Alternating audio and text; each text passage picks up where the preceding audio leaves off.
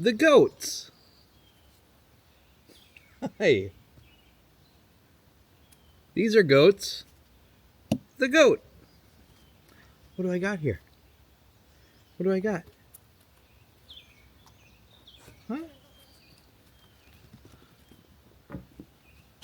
There goes the goats. I don't understand. You don't want to get mixed up with a guy like me. I'm a loner, Dottie. A rebel.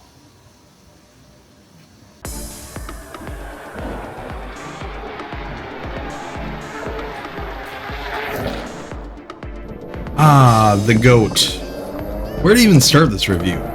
I guess we'll start with a fun fact about goats. In a study in 2013 on 25 male and 25 female goats between the ages of 12 and 13, they found that 100% of the goats in the study all agreed that their favorite reality TV series was, can you guess? The Bachelor! Strange, huh? Okay, I'm sorry, I couldn't resist. My bad! Alright, let's jump into it. Let's start with seating the bead. Seating the bead on this tire was a dream. Easiest bead seating I've personally ever had. My second bead seated at 16. My second one. The first one seated at 10 or 11. Now I'm not the only one that had this easy of a success on the goat install. My buddy Jacob got his second bead seated at 12. Another guy in the FloatWheel Discord simply said, quote, I swear I could have seated this bead with just a McDonald's straw. I think he probably could have. When I first tried out the goat, I liked it, but nothing earth-shattering. I also felt like when I would try to correct myself on a line and a trail that it would fight me and would try to pull me wherever it wanted to go. There was just something that didn't seem right. I rode it a bit more and all of a sudden, about 40 to 50 miles in, something happened. All of a sudden the tire felt like a complete dream. I think that's a case of the tire needing to be broke in a little bit and maybe a dash of me having to learn the tire as well. This is not an ordinary tire. It is not shaped like a traditional go-kart or one-wheel or float-wheel tire. How do I word this? The outside edges of the tire are very slightly rounded up and the center of the tire is very slightly concave. Picture the top of a heart. Just not that drastic.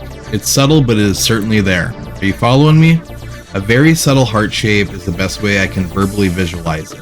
It's subtle, but it is there.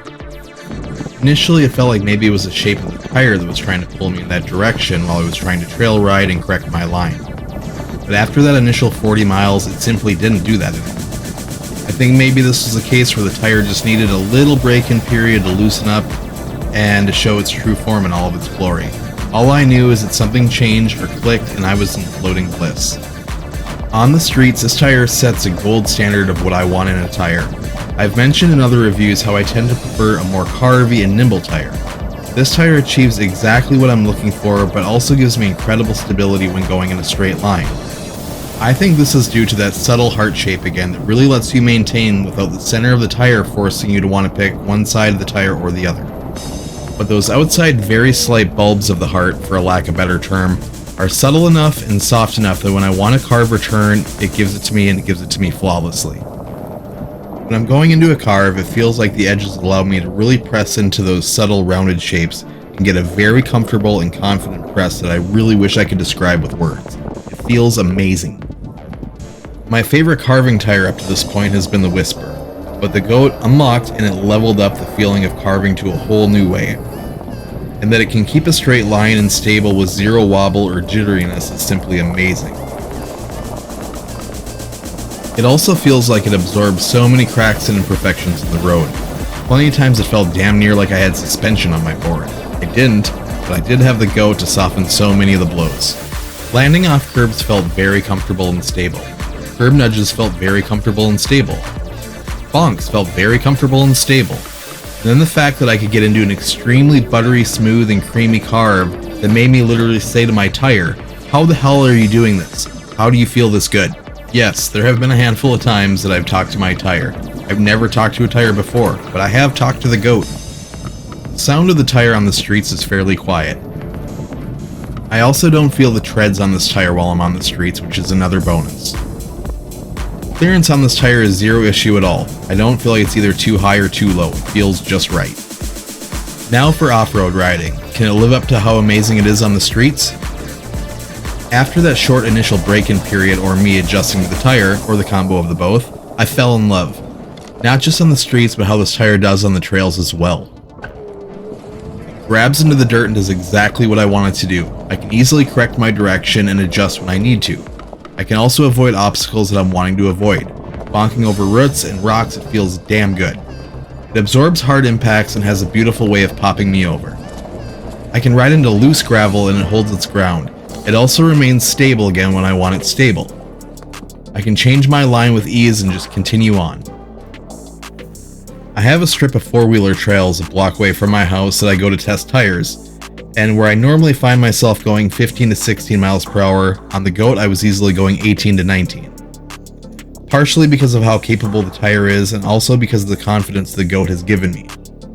I could visualize so many more lines and execute them better than I could on any other tire that I've ridden. When it came to off-canter portions of the trail, I feel like it did a great job keeping me on my board. I think I should credit the shape of the tire for that as well. It felt much more comfortable nestling into the heart-shaped side for that little bit of extra leverage. I am so incredibly happy that I didn't give up on this tire after that first 20 to 30 miles, where I thought the tire was good but I didn't see it shine yet. I'm glad that I was just a little patient with this Goat and I gave it the time that it needed to show me how amazing a tire it can be. While writing this review, I was trying to find some kind of negative. Something that could be improved on. That's the only thing the Goat has really failed me on. It gave me nothing to complain about, besides maybe that I need a few miles to break it in. I'll more than happily take that for everything that it's given me in return. Countless smiles on my face and multiple times of me saying out loud to a tire, "How in the living hell are you so good?" With all that said, this tire, the Goat, gets a 10 out of 10 for me. Of all the tires that I've ridden on, this is the one that's given me everything I could ask for and more.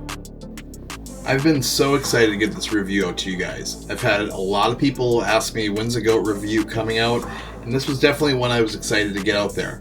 Also, I wanted to get it out there at the beginning of summertime just because there's a lot of good riding to be done, and I feel like a lot of you guys would really like this tire. It definitely took me by surprise, and I love it. Oh, and I do have a little insider nugget for you guys. In the beginning, when I said the studies about the 25 male, 25 female goats and their favorite show being The Bachelor, I said their ages were between 12 and 13. That is a normal, age bracket for a goat. But I said 12 and 13 because that is my favorite PSI on this tire. I pretty much set it to 12.5, and I use the same PSI in the streets and on the streets. Trails. There's the word I was looking for. Trails. In the streets and on the trails. But yeah, 10 out of 10 on the Goat. I love this tire. Actually, I'm going to give it a 10.5 out of 10. It is amazing. Highly recommend. You guys have a good rest of your day. Stay safe out there, and we'll see you next time.